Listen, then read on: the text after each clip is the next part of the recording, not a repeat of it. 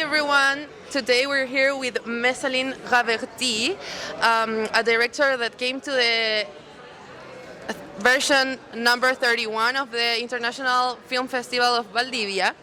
And she's here today because she's presenting two films. It's your first time here in Chile, right? How are you today? I'm fine, thank you. Tell me a bit. It's the first time you came here to Chile, to Valdivia. What are your thoughts of the city, of the festival so far?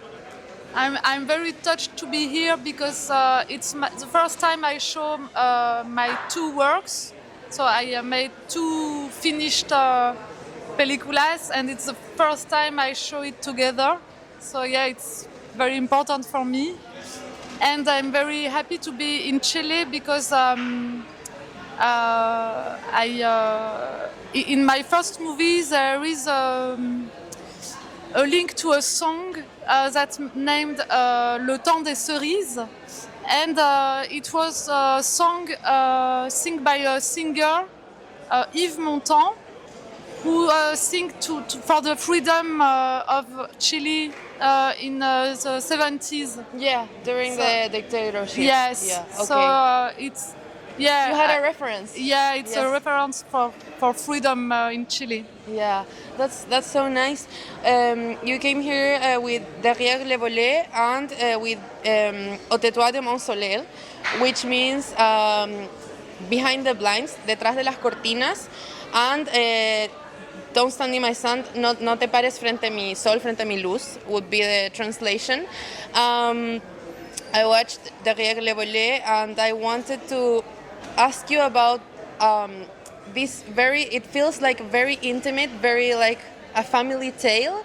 Tell me a bit, how was the creative process in the making of this film? How did you get in touch with, the personal, and how does it feel to then like release it to the public? Like, Yeah. So it was my first movie, and I didn't make a cinema school. So this movie was my school.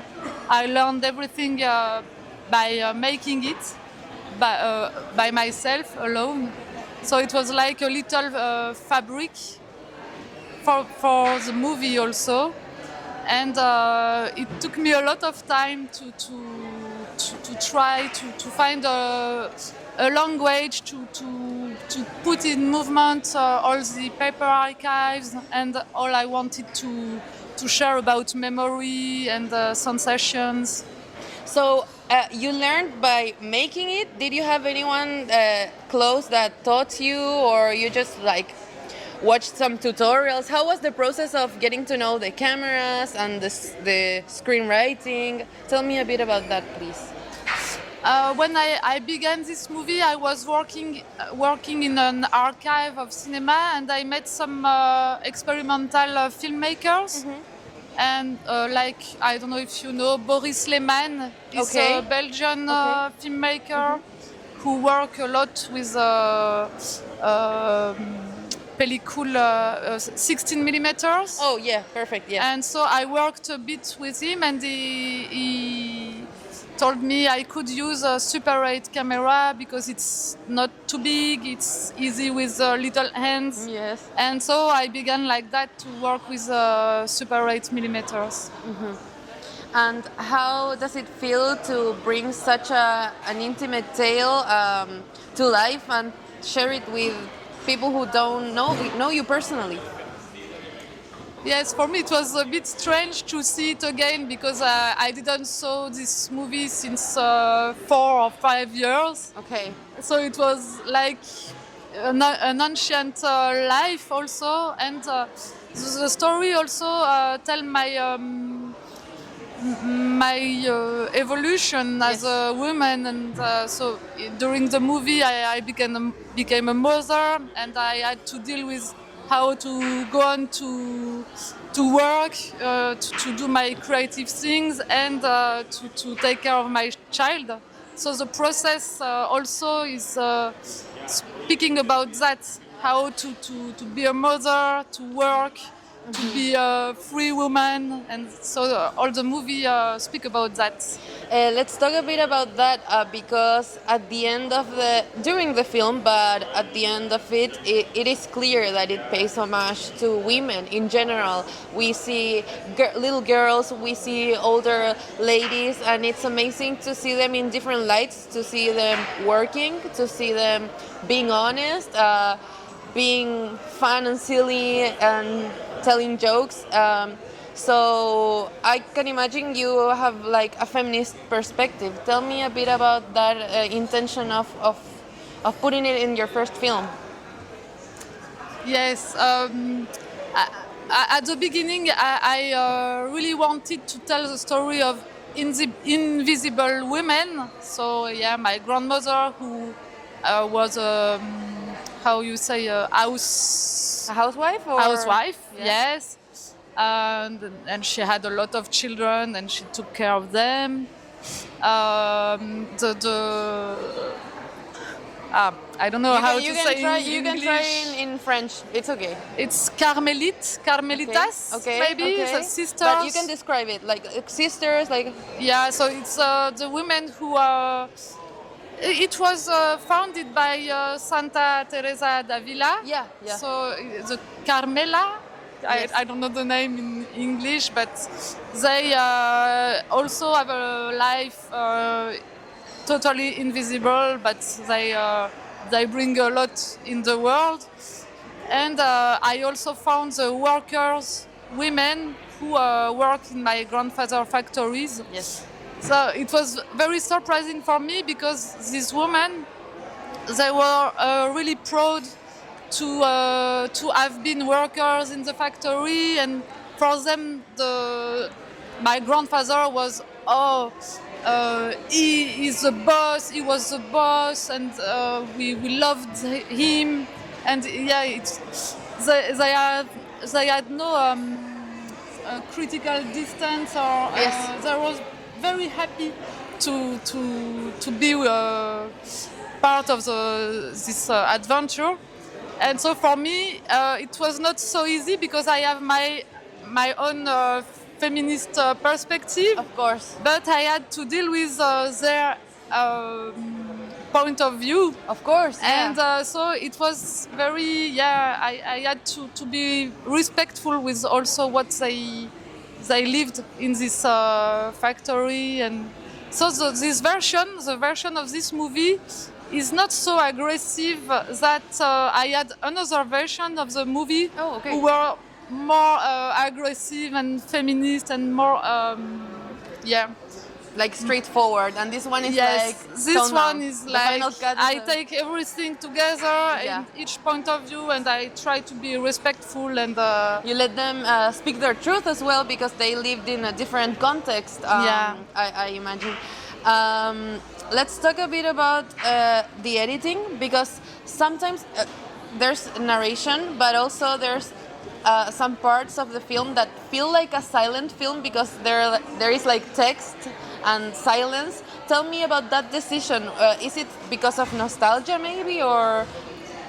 for me it was more like to use cinema language as a game. So I played a lot with references of silent movies Yes. and all the story of the genealogy of the images. That was important for me to be in a genealogical question. Yes. So also with cinema and my own story. And the origin of words. Many Yeah. times you explain that, and it's very Yeah, interesting. yeah, also in language and yeah. Okay, I wanted to talk a bit about. There's a part in the film that it says we never took much time to enjoy ourselves. Older ladies are speaking, and what do you think about our right to have do entertaining things and the role of cinema in that and culture in that? Yeah, well, I think it's another time. So yeah, my grandmother spent all his life to work with children. So she was making everything. It was homemade. Yes. She had to make it work. everything. Yeah. So she worked a lot. It was a perspective like that.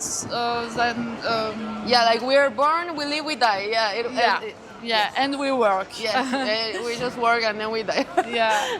So yeah, but I know my grandfather had a kind of fascination for the cinema, and he made also advertising with screening on the beach. He screened a film of John Ford. Movies of John Ford, so Western on the beach in the north of France, so where it's very cold. But it sounds like a nice plan, like a different one. Yeah. Yeah, so I think there was something like exotism Yes. for them about cinema, but it was not the real life for them. Of course. So Okay, I totally get it.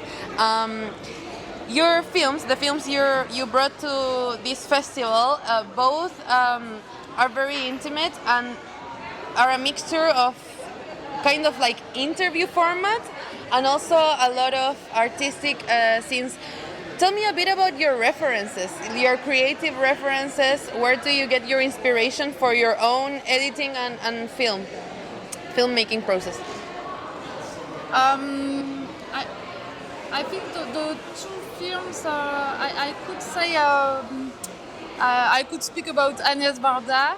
I don't know if you know, yes, but of course. Yes, the early films of Agnès Varda touched me a lot. For the subjective point of view, the humor, and also the freedom that is possible in that kind of film. And also Alain Cavalier. Okay, yes. So yeah, it's in between diary and documentary. So yes, it's a mixture. Yeah, Yes. that's what I'm looking for. And also experimental filmmakers like Chantal Akerman, also the early movies of Chantal Akerman. And yes, maybe more experimental filmmakers who work with more sensation and movement. In the second movie, Ôte-toi de mon soleil, I really tried to experiment some mixed of different materials and Like a collage. Yes, like a collage. Yeah, yes. totally. So talking about inspirations and like another filmmakers and films. During the festival, have you been able to watch Chilean cinema, maybe? Not yet, because unfortunately I don't speak Spanish. Okay, and they don't have some. Yes, I don't have subtitles, so I think I will get some names and some recommendations. Yes. That's amazing. You should watch a bit of Chilean cinema. It's good. If you want to give me some of course. clues. I just interviewed Joaquin Cosiña and Cristóbal León. They're Chilean directors, and yesterday they premiered the film, and it's really good. You should watch it. But it's amazing when you get to travel so far from home and like see another culture, right? Yeah. Tell me a bit about these festivals. Have you been to other festivals in other parts of the world? What's your experience with that?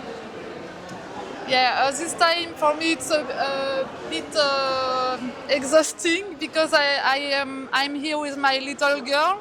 She's 3 the one years. that we see in the film. Yes, when she's so born.